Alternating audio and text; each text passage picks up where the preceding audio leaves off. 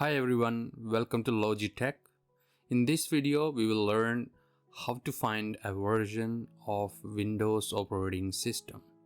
For this, all you have to do, you just need to go to the very bottom of your computer screen into the search panel, and then you need to type there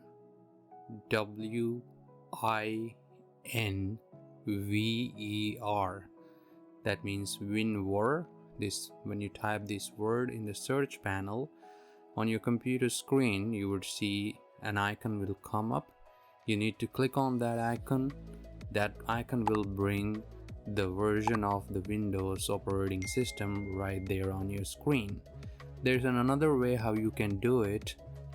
In case if you don't have the access to your mouse, you just have the access to your keyboard, you need to press the Windows key and the letter R on your keyboard. It's Windows and R. When you do it, a small box will come up. In this box, you need to type the same words, which is Winver, which is WINVER, and then hit enter on your keyboard. You would see the version of the Windows just like before is right there on your screen. That's all from this video. For more videos like this, please don't forget to like, share and subscribe to this channel. See you in the next video.